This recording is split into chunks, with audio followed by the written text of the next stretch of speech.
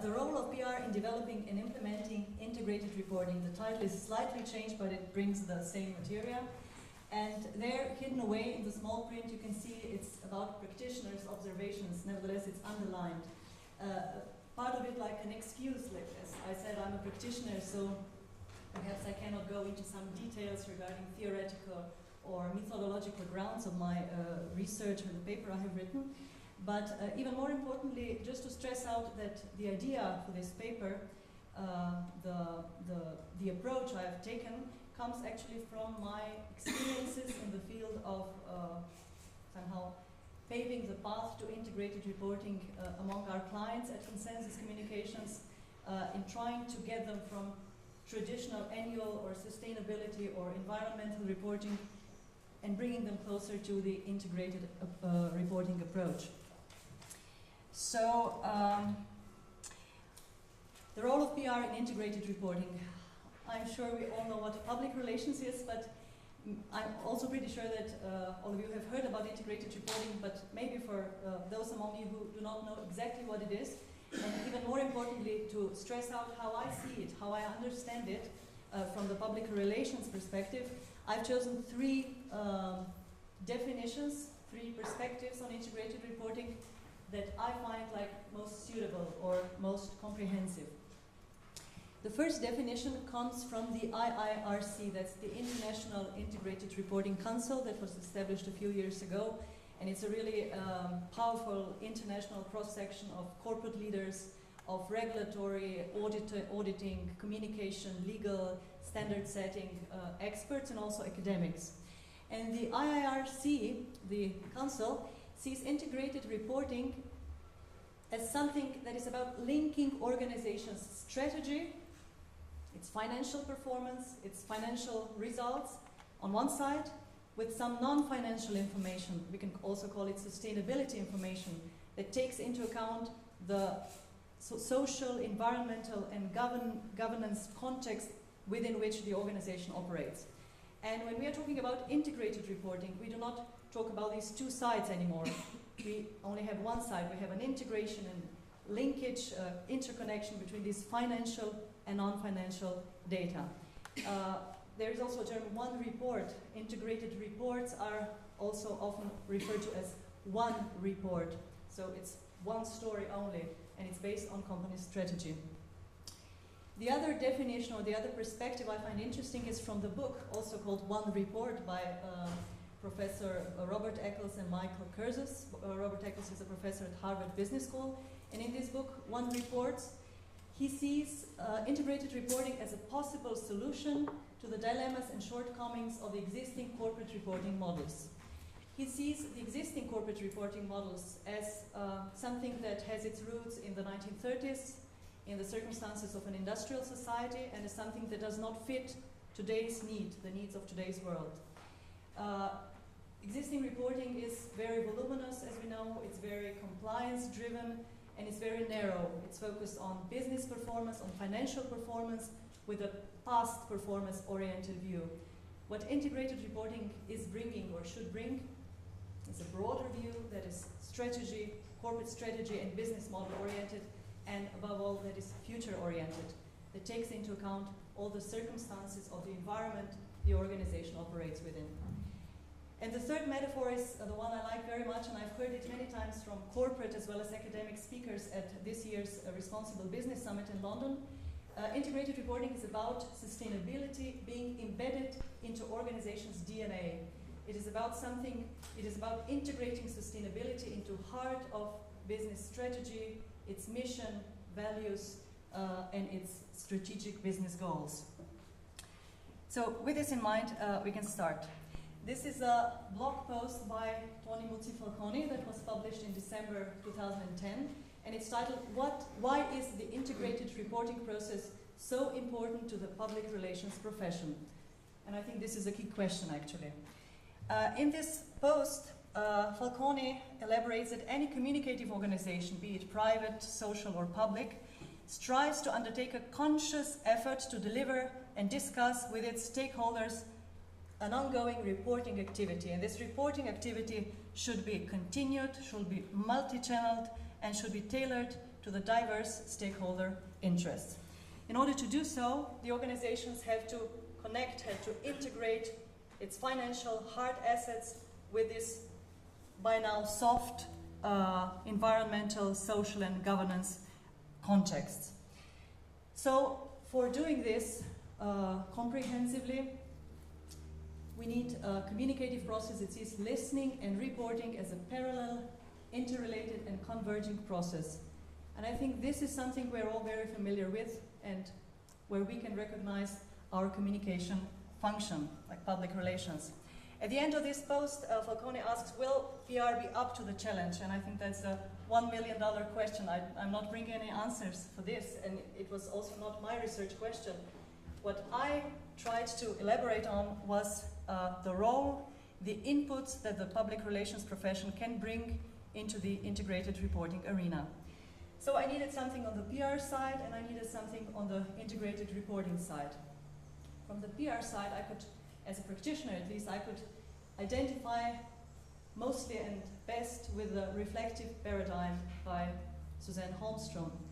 Holmstrom synthesizes this reflective paradigm characteristics in the so-called SIC synthesis. We can also call it SIC synthesis, SIC being an acronym for sense, integrate, and communicate. So the basic characteristics, the basic roles for a public relations practitioner in today's world are sensing, the sensorial function, put it simply, sensing what's going on in the environment and then bringing it into the organization, then integrating it into the corporate identity, integrating it into the corporate strategy, its mission, values, goals. That's the leadership part function of public relations, and then communicating it. Communicating these reflections from the environment and how the company has integrated this into its identity. So this was one side of the story of the conceptual analysis I've done. On the other hand, I needed something about integrated reporting, and I've turned to the framework, to the draft framework, actually a discussion paper that the IIRC has published in the autumn last year. And this discussion paper was then open for public discussion, for public consultation, and among others it comprises 5 guiding principles of integrated reporting. I cannot go into detail as my time is limited, but these 5 strategic guidelines that are written in the green frame of this schema and also in a larger font written again in this around the green frame are strategic focus, connectivity of information, future orientation, responsiveness and stakeholder inclusiveness, and conciseness, materiality, and reliability. So what I've done then was study in detail the reflective paradigm and this SIC synthesis, the sense, integrate, and communicate function, and on the other hand, study these 5 key guiding principles of integrated reporting.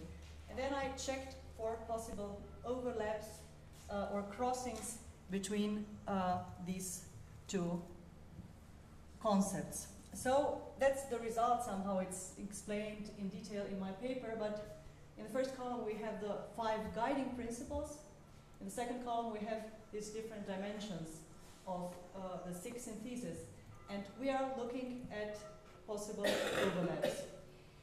What we can see here somehow is that it is a quite equal distribution of these 3 dimensions, so we can find different dimensions covering different guiding principles. But I've also found out that it is impossible to link only one SIC dimension with 1 guiding principles.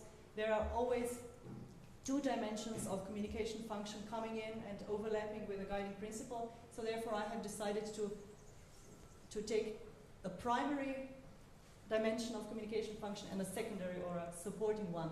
So these are the results from this conceptual analysis. And please note that the communication function here in the second column, the 4th and 5th row, comes as a primary function, as a primary overlap for 2 integrated reporting guiding principles. For the guiding principle on responsiveness and stakeholder inclusiveness, and for the guiding principle on conciseness, reliability, and materiality. Then I digged further into this integrated reporting discussion paper, although it is a draft by now only, but nevertheless it is actually the only thing we have regarding integrated reporting. is the 6 key content elements. The discussion paper very broadly, draftly explains what the key content of an integrated report should be. I recognize that these content elements are very tightly close to the strategic guidelines, to the guiding principles. We have a future outlook key content element, for example, and we have a future orientation guiding principle, so it's very, very interconnected. So then I've studied the contents of these 6 key content elements on one side, and again brought in the 3 communication roles, the 3 functions of public relations: communicate, sense, integrate, and communicate. What's interesting is that I found out there is a very important overlap as well between the SIG dimensions and the integrated reporting content elements, but the communication part of the SIG dimension fell out. It did not appear actually. It was only about the sense and integrate function that overlapped with the key content elements of integrated reporting. So what does this mean and what can we do about it? I think this somehow refers also to what Bledcom was saying about the managing is communicating. Actually, it's all about communication. So I dared to propose a new or adapted model of public relations, although I'm a practitioner, especially designed for the purposes of discussing public relations from the integrated reporting perspective. I absolutely stayed as in the reflective paradigm arena and also in the 6th thesis. I do not change the paradigm, don't be afraid, but I just slightly adapted to the integrated reporting discussion. There are 3 moves that I've done for this, let's say, adapted model. I've raised the communication function up to the general level. So I'm not discussing communication as 1/3 of this function, but I raise it to the, so it's communication in all 3 parts, all 3 sides of the triangle. Then I slightly renamed each of the 3 sides. So the first side is about inward communication. That's actually the sensorial function. It's about bringing information from the environment to the organization mainly, although we know it's a 2-way process, and it cannot be done without communication. How can we reflect the environment if not communicating with it?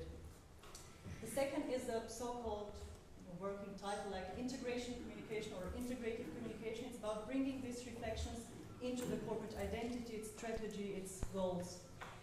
And the third is the communication function in the narrow sense of the word. I call it like outward communication because it's mainly from the organization to the environment, although it also comprises internal communication processes, of course. So there's the second move. The first was bring communication up to the general level. The second was partly rename the 3 angles. And the third move is to make it cyclic. The SIG dimension does not bring these arrows. I don't know, maybe it's just a technical, but I see it as a crucial thing to see it cycling. We are sensing what's going on, we are integrating it, we are communicating about it, and then bringing it back into the environment. But also, and that's the last thing, I'm running out, I think, there is a very interesting parallel myopia I have found in discussions about integrated reporting and discussions about the role of public relations, which also refers to what Bledcom was saying. The ING myopia, it's called in the integrated reporting processes. So, and that's actually the key take-home message I would like to share. Integrated reporting is not a publication. It's not about preparing an integrated report and therein integrating annual and sustainability issues. It's about a managerial process, a management process, and it's an accountability tool that can really drive improvements in business performance. And also public relations is not only about this outward communication, about this third side. It's not only about PR professionals being part of the integrated reporting teams by writing the text and doing the creative design with the different departments, but it's about this whole cycle of sensing, integrating, and then, of course, also communicating. And I think this is the huge challenge that we will face, and of course also the integrated reporting arena will face in getting into the hearts and minds of top management as well as all employees to understand integrated reporting as an accountability tool and a managerial process. This is just the last slide. There are some ideas in my practitioner head for further research. As you are here academics and researchers, maybe some ideas can gain some momentum here. I would be interesting, maybe there exists some research, I did not find it, regarding the structure of integrated reporting teams in corporations. So what is the position, what are the expectations for public relations professionals? We could compare some good versus bad reporters, the companies that are known for being good annual or sustainability reporters, getting in the direction of integrated reporting. What I would also be interested to know is the perception, what is the perception among different stakeholders of this myopia that I've been talking about, integrated reporting with the ING versus integrated reports only, and also the perception of integrated reporting as merely a public relations or as a managerial function activity. And also some key dilemmas for and against integrated reporting. I do have some experience as we at Consensus are striving to pave this path to integrated reporting among our clients, existing and possible potential new clients. I know what the dilemmas are, and it would be interesting to hear also from other environments what you're facing. And I'm very happy to see Tony Mucifalconi here, as he will help me out with some questions and discussion probably afterwards. Thank you very much.